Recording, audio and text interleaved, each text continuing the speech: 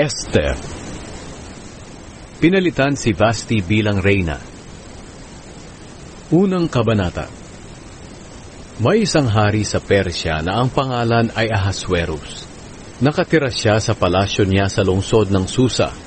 Ang nasasakupan niya ay 127 probinsya mula sa India hanggang sa Ethiopia. Nang 3 taon ang paghahari niya, nagdaos siya ng malaking handaan para sa mga pinuno niya at sa iba pang lingkod sa palasyo. Dumalo rin ang mga pinuno ng mga kawal ng Persya at Media, pati na ang mararangal na tao at mga pinuno ng mga probinsya. Ang handaang iyon ay tumagal ng 6 na buwan, at sa loob ng mga panahong iyon, ipinakita ni Ahasuerus ang kayamanan ng kaharian niya, ang kanyang kapangyarihan, at ang karangyaan ng kanyang pamumuhay. Pagkatapos noon, naghanda rin ang hari para sa lahat ng mga taga-Susa, mayaman man o dukha. Ang handaang iyon ay ginanap sa hardin ng palasyo ng hari at tumagal ng 1 linggo. Naglagay sila ng kurtinang puti at asul na tinalian ng panaling gawa sa telang linen na kulay ube at ikinabit sa mga argolya na pilak sa mga haliging marmol. Ang mga upuan ay yari sa ginto at pilak. Ang sahig naman nito ay may disenyong yari sa kristal, marmol, nakar, at iba pang mamahaling bato. Pati ang mga kopa na iniinuman ng mga panauhin ay yari sa ginto na iba't iba ang hugis at disenyo. Nagutos ang hari sa mga alipin niya na bigyan ng mamahaling alak ang mga panauhin niya hanggat gusto nila.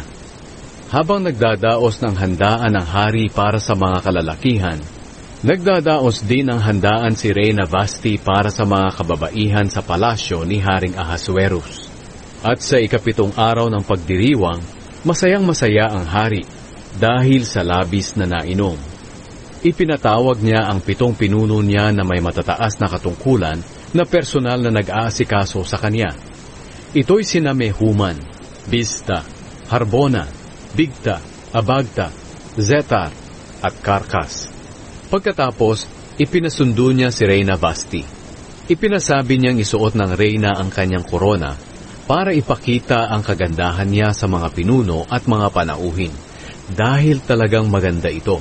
Pero nang masabi ng mga lingkod sa reyna ang gusto ng hari, sinabi nitong ayaw niyang pumunta roon. Kaya nagalit ang hari sa kanya. Nakaugalian na noon ng hari na humingi ng payo sa mga pantas, na siyang nakakaalam ng mga batas at kaugalian ng kaharian. Ang palagi niyang hinihinga ng payo ay sina Karshena, Shetar, Admata, Tarshish, Meres, Marsena, at Memukan.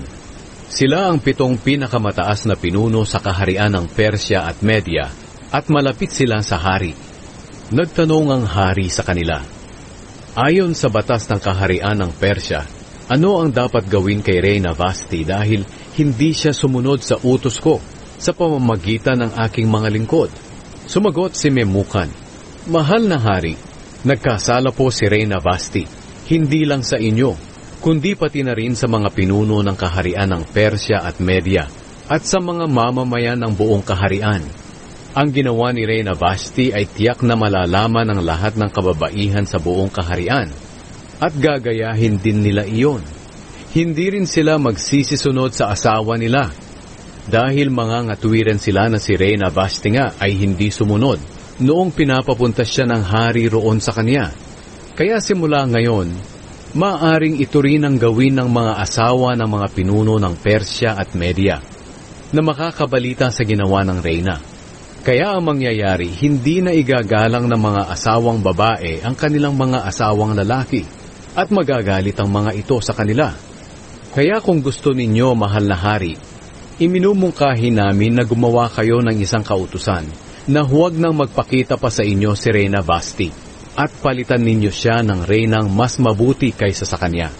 Ipasulat po ninyo ang kautusang ito at isama sa mga kautusan ng kaharian ng Persya at Media para hindi na mabago.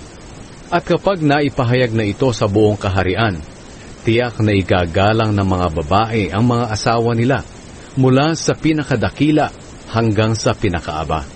Nagustuhan ng hari at ng mga pinuno ang payo ni Memukan. kaya sinunod niya ito. Ipinasulat niya ito at ipinadala sa lahat ng probinsya na nasasakupan ng kaharian niya, ayon sa kanilang wika. Sinasabi sa sulat na ang lalaki ang siyang dapat mamuno sa sambahayan niya.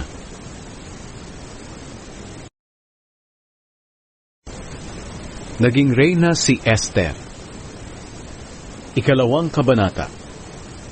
Nang mawala na ang galit ni Haring Ahasuerus, naalala niya si Vasti at ang ginawa nito, at ang kautusan na nilagdaan niya laban dito. Sinabi ng mga pinunong naglilingkod sa kanya, "Mahal na hari, bakit po hindi kayo maghanap ng magagandang dalagang birhen? Pumili po kayo ng mga pinuno sa bawat probinsyang nasasakupan ng kaharian ninyo para maghanap ng magagandang dalagang birhen at dalhin dito sa lungsod ng Susa, sa tahanan ng mga kababaihan. Ipaasikaso ninyo sila kay Hegay na isa sa mga pinuno ninyong mataas ang katungkulan, na nangangalaga sa tahanan ng mga kababaihan. Siya na po ang bahalang magbigay sa mga dalaga ng mga pangangailangan nila para sa pagpapaganda. At ang dalaga pong magugustuhan ninyo ang siyang ipapalit ninyo kay Vasti bilang reyna." Nagustuhan ng hari ang payong ito, kaya sinunod niya.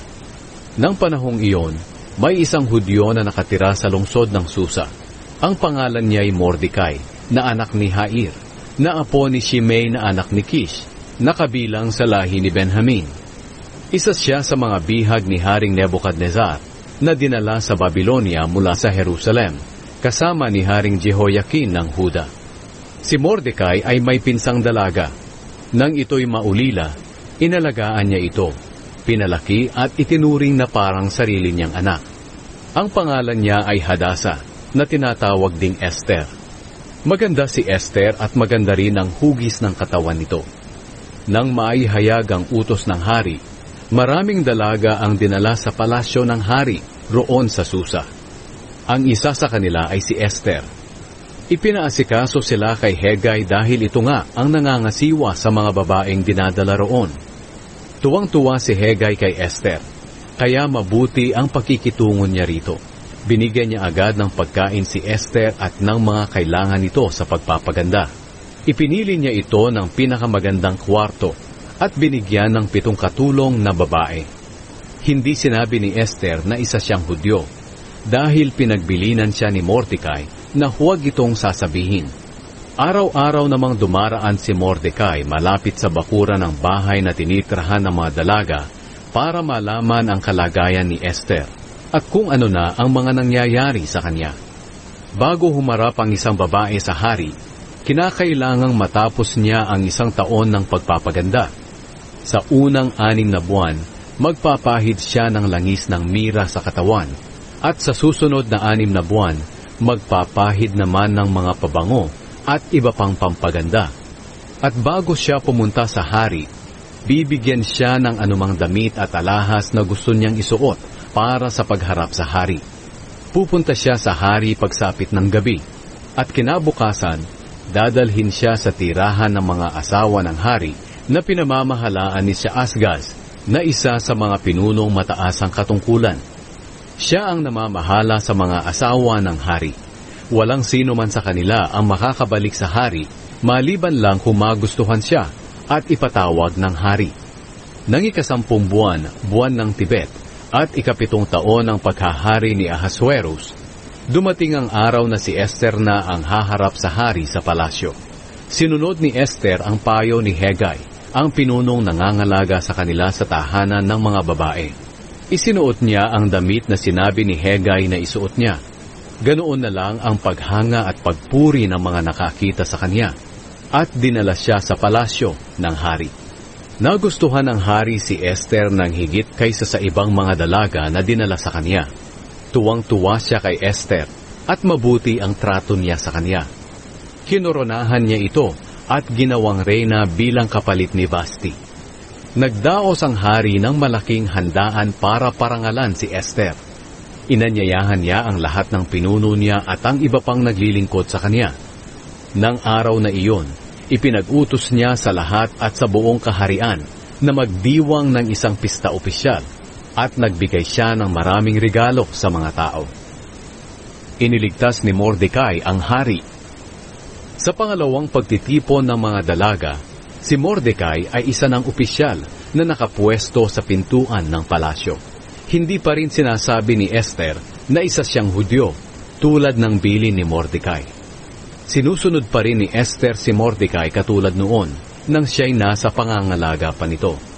Nang panahong si Mordecai ay isa ng opisyal na nakapwesto sa pintuan ng palasyo, may dalawang pinuno ng hari na ang mga pangalan ay Bigtana at Teres. Sila ang mga gwardya ng pintuan ng kwarto ng hari. Galit sila kay Haring Ahasuerus at nagplano silang patayin ito. Pero nalaman ni Mordecai ang planong ito, kaya sinabi niya ito kay Reyna Esther. Sinabi naman ito ni Esther sa hari, at ipinaalam din niya sa kanya na si Mordecai ang nakatuklas sa planong pagpatay. Ipinasiyasat ito ng hari, at nang mapatunayang totoo ito, ipinatuhog niya sina Bigtana at Teres sa nakatayong matulis na kahoy. At ang pangyayaring ito'y ipinasulat ng hari sa aklat ng kasaysayan ng kaharian. Nagplano si Haman na lipulin ang mga Hudyo. Ikatlong kabanata. Pagkatapos ng mga pangyayaring ito, itinaas ni Haring Ahasuerus sa tungkulin si Haman na anak ni Hamedata na Agageo. Ginawa siyang pinakamataas na pinuno sa kaharian niya. Inutusan niya ang lahat ng opisyal na yumukod kay Haman bilang paggalang sa kanya. Pero ayaw yumukod ni Mordecai. Tinanong siya ng ibang pinuno kung bakit hindi niya sinusunod ang utos ng hari. At sinabi niyang isa siyang Hudyo. Araw-araw, hinihikayat siya ng mga kapwa niya pinuno na yumukod kay Haman. Pero ayaw pa rin niyang sumunod. Dahil dito, isinumbong nila kay Haman si Mordecai para malaman nila kung pababayaan na lang siya sa ginagawa niya. Dahil sinabi niyang isa siyang Hudyo. Nang makita ni Haman na hindi yumuyukod sa kanya si Mordecai para magbigay galang, nagalit siya ng labis. At nang malaman pa niyang si Mordecai ay isang Hudyo, naisip niyang hindi lang si Mordecai ang ipapapatay niya, kundi pati na ang lahat ng Hudyo sa buong kaharian ni Haring Ahasuerus. Nang buwan ng Nisan, ang unang buwan ng taon, noong 12 taon ng paghahari ni Ahasuerus, nagutos si Haman na magpalabunutan para malaman kung ano ang tamang araw at buwan para ipatupad ang plano niya. Ang ginagamit nila sa palabunutan ay tinatawag nilang Pur, at ang nabunot ay ang 13 araw ng 12 buwan, ang buwan ng Adar. Sinabi ni Haman kay Haring Ahasuerus, "Mahal na hari, may isa pong grupo ng mga tao na naninirahan sa iba't ibang probinsya ng inyong kaharian at may mga sarili po silang kautusan na iba kaysa sa ibang bansa. Hindi sila sumusunod sa mga kautusan ninyo at hindi ito makakabuti para sa inyo kung pababayaan na lang sila. Kung gusto ninyo, mahal na hari, mag-utos kayo na patayin silang lahat at magbibigay po ako ng 350 toneladang pilak sa mga pinuno ng inyong kaharian at ilalagay nila ito sa taguan ng kayamanan ng hari." Pagkatapos, kinuha ng hari ang kanyang singsing na pantatak at ibinigay kay Haman na anak ni Hamedata na Agageo ang kalaban ng mga Hudyo. Sinabi ng hari sa kanya, "Sa iyo na lang ang pera mo, pero gawin mo ang gusto mong gawin sa mga Hudyo." Kaya noong 13 araw ng unang buwan, ipinatawag ni Haman ang lahat ng kalihim ng hari. Nagpagawa siya ng sulat sa kanila para sa mga gobernador ng mga probinsya, mga pinuno ng mga bayan, at sa iba pang mga pinuno sa buong kaharian sa kanilang sariling wika. Ang sulat ay ginawa sa pangalan ni Haring Ahasuerus at tinatakan ng singsing nito. Ang sulat na iyon ay ipinadala sa lahat ng probinsya ng kaharian sa pamamagitan ng mga mensahero. Nakasulat dito ang utos na sa loob lang ng isang araw ay papatayin ang lahat ng Hudyo, bata, matanda, lalaki at babae, at sasamsamin ang lahat ng ari-arian nila. Gagawin ito sa 13 araw ng 12 buwan, ang buwan ng Adar. Sa utos ng hari, mabilis na nagsialis ang mga mensahero para ihatid sa bawat probinsya ang kopya ng kautusan ng hari at ipinaalam ito sa mga tao para makapaghanda sila para sa araw ng pagpatay sa lahat ng Hudyo. At ang utos na ito'y ipinaalam din sa lungsod ng Susa. Habang nakaupo at nagiinuman ang hari at si Haman, nagkakagulo naman ang lungsod ng Susa dahil sa mga nangyayari. Humingi ng tulong si Mordecai kay Esther. Ika-4 na kabanata. Nang malaman ni Mordecai ang plano laban sa kanila, pinunit niya ang damit niya bilang pagpapakita ng kanyang pagdadalamhati, at nagsuot siya ng sako, naglagay ng abo sa ulo, at pumasok sa lungsod na umiiyak ng napakalakas. Pero hanggang doon lang siya sa labas ng pintuan ng palasyo, dahil hindi pinapayagang pumasok sa palasyo ang nakasuot ng sako. Ang mga Hudyo sa bawat probinsya na nakarinig sa utos ng hari ay nagsipag-ayuno, nag-iyakan ng napakalakas at nanaghoy. Marami sa kanila ang nagsuot ng sako at humiga sa abo. Nang malaman ni Reyna Esther ang tungkol kay Mordecai sa pamamagitan ng mga alipin niyang babae at mga pinunong nangangalaga sa kanya, nalungkot siya. Pinadalhan niya ng damit si Mordecai para palitan ang kanyang suot na sako. Pero hindi niya ito tinanggap. Kaya ipinatawag ni Esther si Hatak. Isa siya sa mga pinuno ng hari na itinalagang mag-asikaso sa kanya.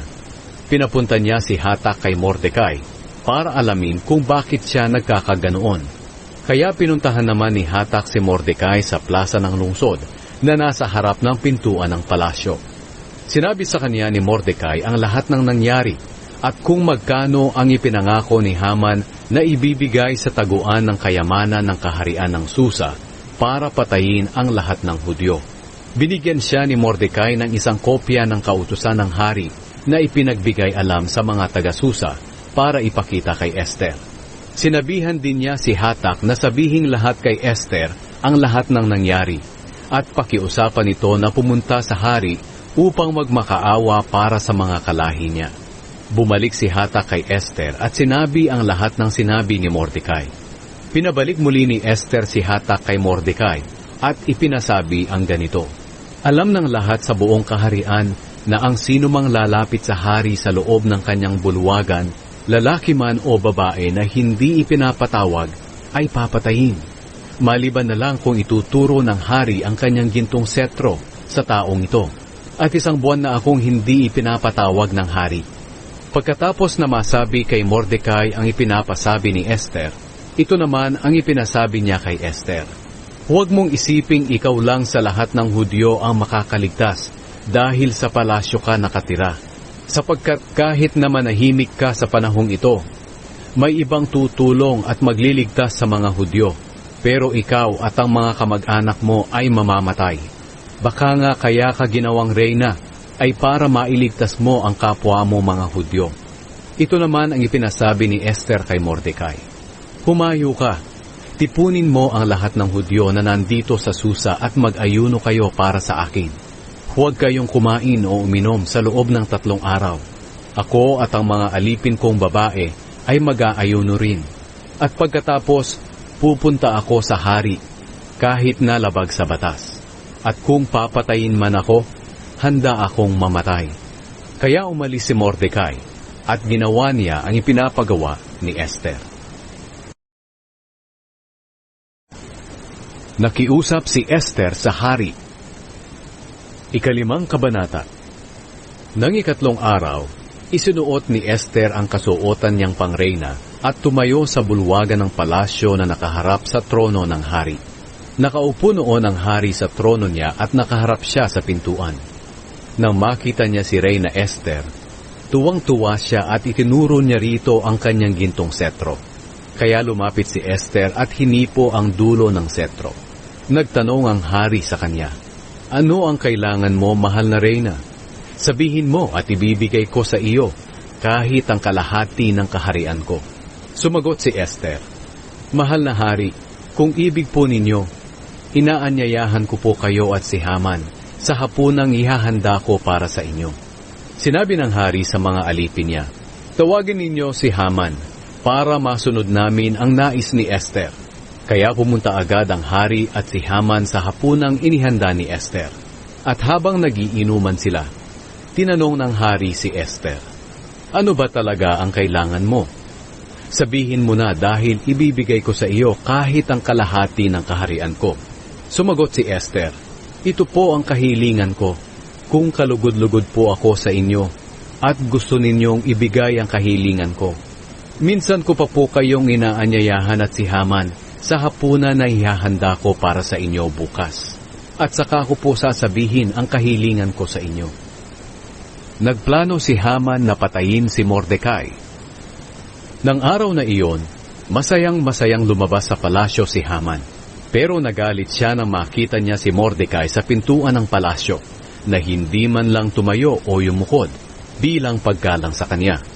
Ganoon pa man, pinigilan niya ang kanyang sarili at nagpatuloy sa pag-uwi.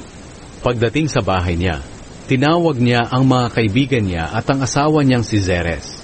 Ipinagmalaki niya sa kanila ang kayamanan at mga anak niya, ang lahat ng pagpaparangal sa kanya ng hari, pati na ang pagbibigay sa kanya ng pinakamataas na katungkulan sa lahat ng pinuno at sa iba pang mga lingkod ng hari.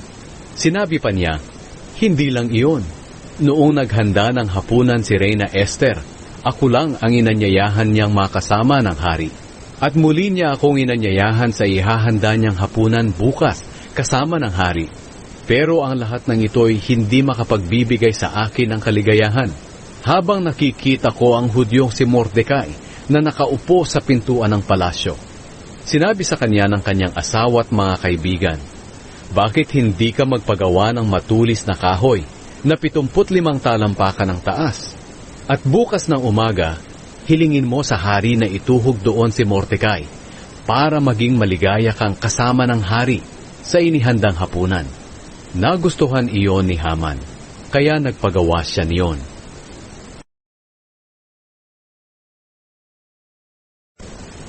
Pinarangalan si Mordecai. Ika-6 na kabanata. Kinagabihan, hindi makatulog si Haring Ahasuerus. Kaya ipinakuhan niya ang aklat tungkol sa kasaysayan ng kaharian niya at ipinabasa habang nakikinig siya. Nabasa ang bahagi ng kasaysayan tungkol sa pagkakatuklas ni Mordecai sa plano ni Bigtana at Teres na patayin si Haring Ahasuerus. Sina Bigtana at Teres ay mga lingkod ng hari. Sila ang gwardya ng pintuan ng kwarto ng hari. Sa nabasang iyon, nagtanong ang hari, "Anong gantimpala o parangal ang ginawa o ibinigay kay Mordecai dahil sa mabuting ginawa niya sa akin?" Sinabi ng lingkod ng hari, "Wala po, mahal na hari." Tamang-tama naman na ng oras ding iyon, papasok si Haman sa bulwagan ng palasyo para hilingin sa hari na ituhog si Mordecai sa matulis na kahoy na ipinagawa niya para dito. Nagtanong ang hari, "Sino ang nasa bulwagan?" Sumagot ang mga lingkod ng hari, "Si Haman po." Kaya sinabi ng hari, "Papasukin ninyo siya rito." Nang naroon na si Haman, tinanong siya ng hari, "Ano ang mabuting gawin sa taong nais parangalan ng hari?" Ang akala ni Haman ay siya ang tinutukoy ng hari na pararangalan. Kaya sinabi niya, "Ito po ang gawin niyo, mahal na hari. Ipakuha niyo ang isa sa inyong mga damit na panghari na nasuot na, at ang isa sa mga sinasakyan niyong kabayo na may sagisag ng hari na nakasuot sa ulo nito. Pagkatapos, utusan po ninyo ang isa sa mga pinuno ninyo na isuot sa taong pararangalan ang damit ng hari at pasakayin siya sa kabayo ng hari at ilibot sa buong bayan habang isinisigaw ng mga kasama niya, 'Ganito ang ginagawa sa taong pinararangalan ng hari.'" Sinabi ng hari kay Haman, "Sige, ipakuha mo ang isa sa mga damit at kabayo ko, at gawin mo ang lahat ng sinabi mo kay Mordecai, ang Hudyong nakaupo sa pintuan ng aking palasyo. Tiyakin mo na matutupad ang lahat ng sinabi mo." Kaya kinuha ni Haman ang damit ng hari at isinuot kay Mordecai, at isinakay sa kabayo ng hari at inilibot sa lungsod habang sumisigaw siya, "Ganito ang ginagawa sa taong pinararangalan ng hari."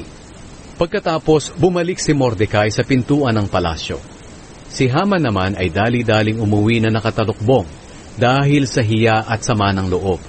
Pagdating niya sa bahay, Isinalaysay niya sa asawa niyang si Zeres at sa mga kaibigan niya ang lahat ng nangyari. Sinabi sa kanya ng asawa niya at mga kaibigan na mga tagapayo niya, "Unti-unti ka nang nadadaig ni Mordecai.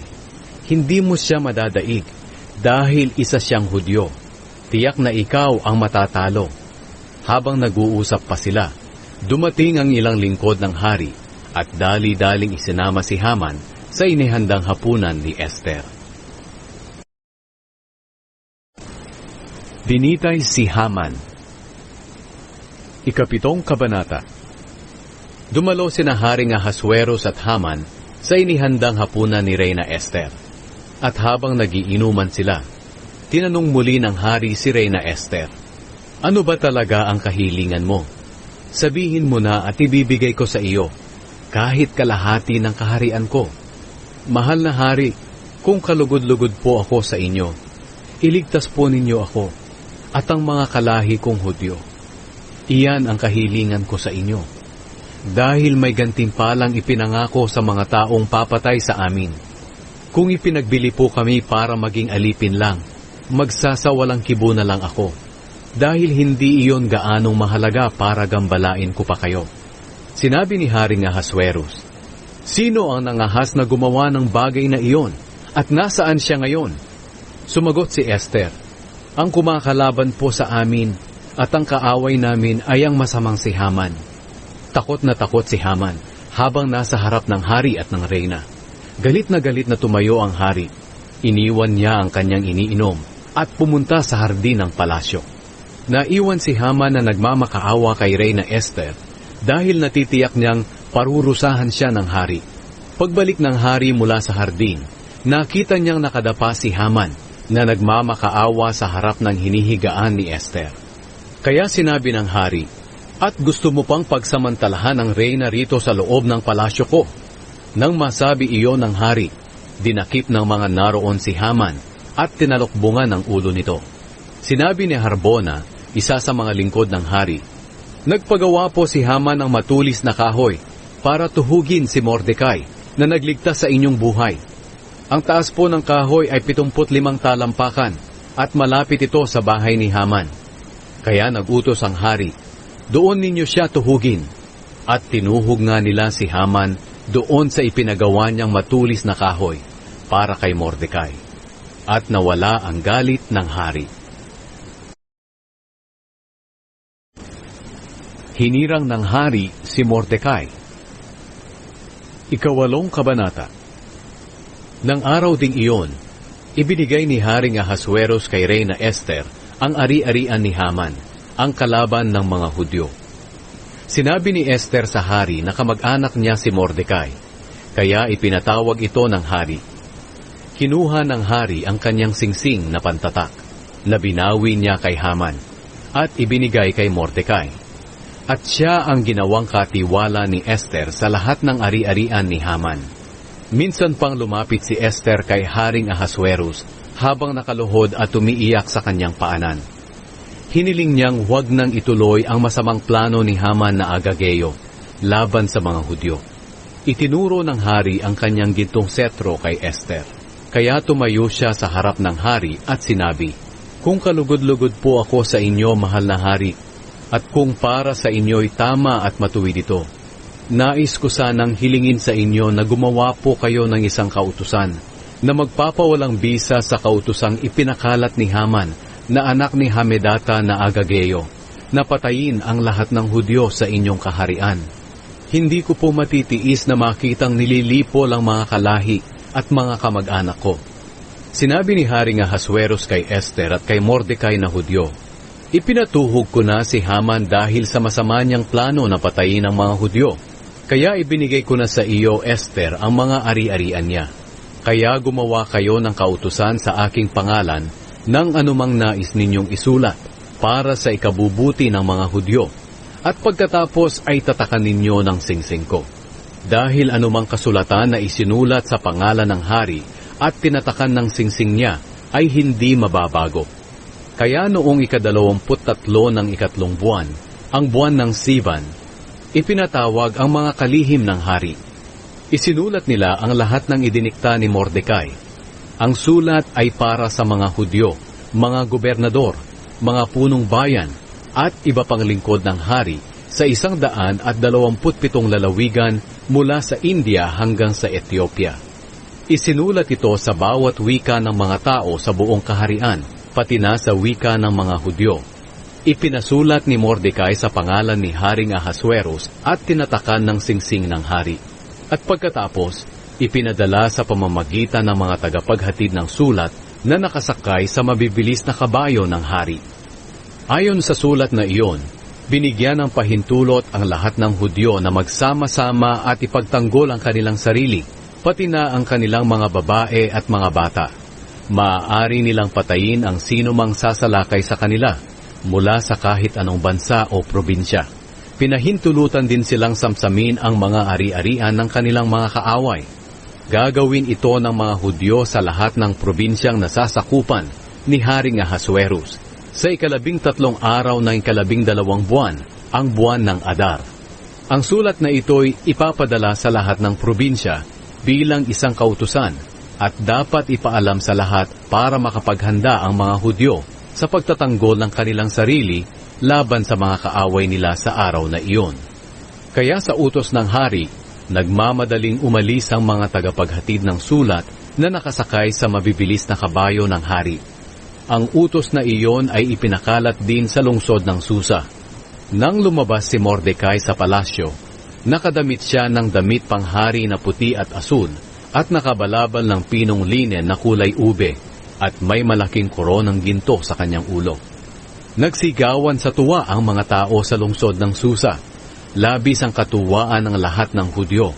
Sa bawat lungsod o probinsya na naabot ng utos ng hari, tuwang-tuwa ang mga Hudyo at nagdiwang sila. At marami sa lupaing iyon ang naging Hudyo dahil sa takot nila sa mga Hudyo. Nadaig ng mga Hudyo ang mga kalaban nila. 9 na kabanata. Dumating ang 13 araw ng 12 buwan ng Adar. Ito ang araw na ipapatupad ang kautusan ng hari. Sa araw na ito, inakala ng mga kalaban ng mga Hudyo na lubusan na nilang malilipol ang mga Hudyo. Pero kabaligtaran ang nangyari. Dahil sila ang nalipol ng mga Hudyo. Nang araw na iyon, nagtipon ang mga Hudyo sa kani-kanilang mga lungsod at probinsya na sakop ni Haring Ahasuerus para patayin ang sino mang mangahas na sumalakay sa kanila. Pero wala namang nangahas dahil takot sa kanila ang mga tao. Tinulungan pa sila ng mga pinuno ng mga probinsya, ng mga gobernador at ng iba pang lingkod ng hari sa bawat lugar dahil natatakot din sila kay Mordecai. Sapagkat makapangyarihan na si Mordecai sa palasyo ng hari at tanyag na sa buong kaharian, at lalo pang nadadagdagan ang kanyang kapangyarihan. Pinatay ng mga Hudyo ang lahat ng kalaban nila ng araw na iyon sa pamamagitan ng espada. Ginawa nila ang gusto nila sa lahat ng nagagalit sa kanila. Sa lungsod lang ng Susa, 500 na lalaki ang napatay nila. Pinatay din nila sina Parshandata, Dalphon, Aspata, Porata, Adalia, Aridata, Parmasta, Arisai, Ariday, at Vaisata na mga anak ni Haman na kalaban ng mga Hudyo at anak ni Hamedata. Pero hindi sinamsam ng mga Hudyo ang mga ari-arian ng mga kalaban nila. Nang araw ding iyon, napag-alaman ng hari ang dami ng mga pinatay sa lungsod ng Susa. Sinabi ng hari kay Reyna Esther, "Sa Susa pa lang 500 na lalaki ang pinatay ng mga Hudyo at pinatay din nila ang 10 anak ni Haman. Ano kaya ang nangyari sa ibang lungsod at probinsya? Ano pa ngayon ang gusto mong hilingin at ibibigay ko sa iyo?" Sinabi ni Esther, "Mahal na hari, kung gusto po ninyo, payagan ninyong ipagtanggol pa ng mga Hudyo rito sa Susa ang kanilang sarili hanggang bukas, tulad ng ginagawa nila ngayon. At ituhog sa nakatayong kahoy ang mga bangkay ng 10 anak ni Haman." Kaya nag-utos ang hari na gawin ang kahilingan ni Esther. Ipinaalam sa mga taga-Susa ang utos ng hari at ibinigay ang mga bangkay ng 10 anak ni Haman. Kinaumagahan, 14 na araw ng buwan ng Adar, nagtipong muli ang mga Hudyo na nasa Susa at nakapatay pa sila ng 300 lalaki. Pero hindi rin nila sinamsam ang mga ari-arian ng mga kalaban nila. Pero noong 13 araw ng buwan ng Adar, nagtipon ang mga Hudyo sa iba't ibang probinsya ng kaharian para ipagtanggol ang kanilang sarili sa mga kalaban nila. At nakapatay sila ng 75,000 tao. Pero hindi nila sinamsam ang mga ari-arian nito. Kinaumagahan, 14 na araw ng buwan ng Adar, nagpahinga sila at nagdiwang ng pista. Pero sa Susa, patuloy pa ang pagpatay ng mga Hudyo sa kanilang mga kalaban. At nang 15 araw ng buwan ng Adar, nagpahinga sila at nagdiwang ng pista. Ito ang dahilan kung bakit ang mga Hudyong nasa probinsya ay nagdiriwang ng pista sa 14 na araw ng buwan ng Adar. Sa araw na iyon, nagbibigayan sila ng mga regalo. Ang pista ng Purim. Isinulat ni Mordecai ang lahat ng nangyari at nagpadala siya ng sulat sa lahat ng Hudyo sa malalayo at sa malalapit na probinsyang nasasakupan ni Haring Ahasuerus. Sa sulat na ito, sinabi ni Mordecai sa mga Hudyo na dapat alalahanin nila at ipagdiwang ang 14 at 15 araw ng buwan ng Adar. Ito'y para alalahanin ang araw na nakaligtas sila sa mga kalaban, na ang kalungkutan nila ay naging kaligayahan, at ang kanilang iyakan ay naging kasayahan. Kaya sinabi sa kanila ni Mordecai sa sulat na dapat magdiwang sila ng pista, magsaya sa araw na iyon, at magbigayan ng mga regalo sa isa't isa at sa mahihirap.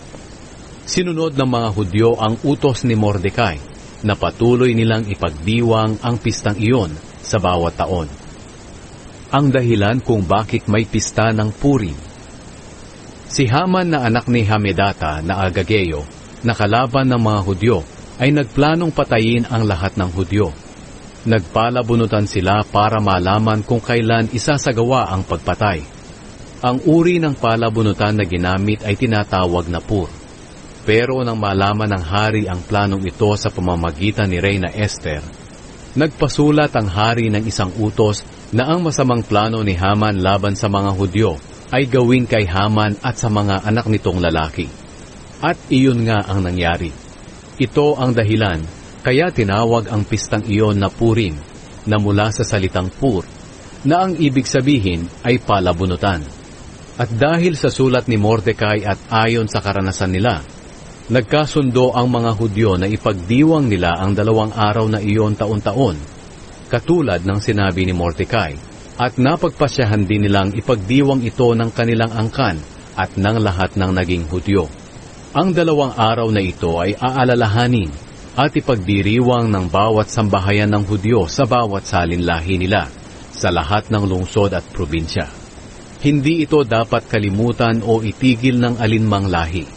Para lalong mapagtibay ang sulat ni Mordecai tungkol sa pista ng Purim, sumulat din si Reyna Esther na anak ni Abihail patungkol dito. Kasama rin niya si Mordecai sa pagsulat nito. At ipinadala iyon ni Mordecai sa 127 probinsya na sakop ng kaharian ni Haring Ahasuerus. Ang sulat ay nagdulot ng kapayapaan at katiwasayan sa mga Hudyo, at itinalaga na ipagdiwang ang pista ng Purim sa takdang panahon, ayon sa iniutos ni Mordecai at ni Reyna Esther. Dapat nila itong sundin, katulad ng pagsunod ng lahi nila sa mga tuntunin tungkol sa pag-aayuno at pagdadalamhati. At ang utos ni Esther na nagpapatibay ng pagganap ng pista ng Purim ay isinulat sa aklat ng kasaysayan. Ang kapangyarihan ni Haring Ahasuerus at Mordecai. 10 Kabanata. Pinagbayad ni Haring Ahasuerus ng buwis ang lahat ng mamamayan sa buong kaharian niya, pati na ang nakatira sa mga isla. Ang kapangyarihan ni Haring Ahasuerus at ang lahat ng ginawa niya, pati na ang pagtataas niya ng katungkulan kay Mordecai, at ang malaking karangalang ibinigay niya rito ay nakasulat lahat sa aklat ng kasaysayan ng hari ng Media at Persya. Si Mordecai ay pangalawa kay Haring Ahasuerus. Tanyag siya sa mga kapwa niya Hudyo at iginagalang nila, dahil ginagawa niya ang lahat para sa ikabubuti ng mga kalahi niyang Hudyo, at siya ang nakikiusap sa hari kapag mayroon silang kahilingan.